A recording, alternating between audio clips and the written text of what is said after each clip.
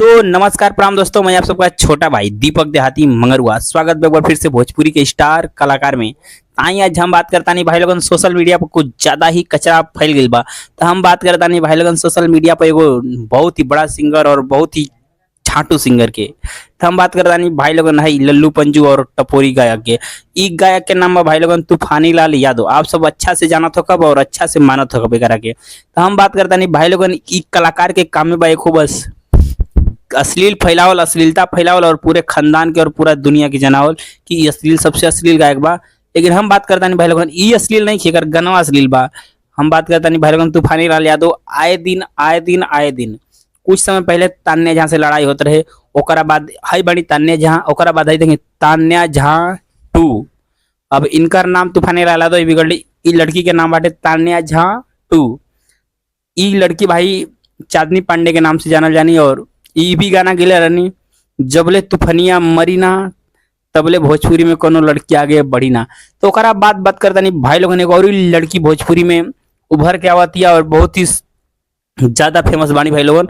और ई लड़की के जितना ही नाम ले उतना ही कम भाई लोगन। बात करता नहीं ई लड़की तूफानी लाल यादव के संगे एगो गाना में काम कर जौन गाना के नाम रहे लुंगी में नागबा।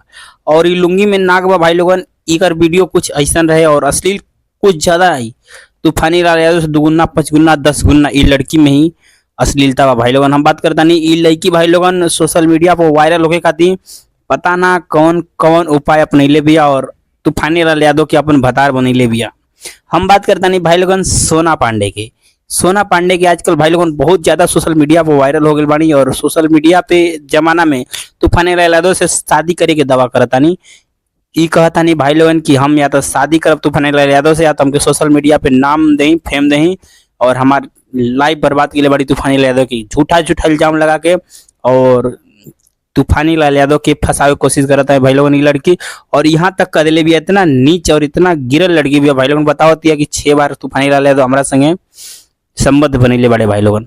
आप सबके क्या लगा था भाई लोगन ई लड़की घुमावती या सब करा के कि चुतिया बनावती है ऐसा नहीं लड़की भाई लोगन। बतावता नहीं कि कहती है कि कोनो की तूफानी लाल यादव के संगे कोनो के टच ना करे दे। और तूफानी लाल यादव के अपन भतार मान चुकल बनी, सपना में मान चुकल बनी, सपना में मानती है, रियल में मानती है।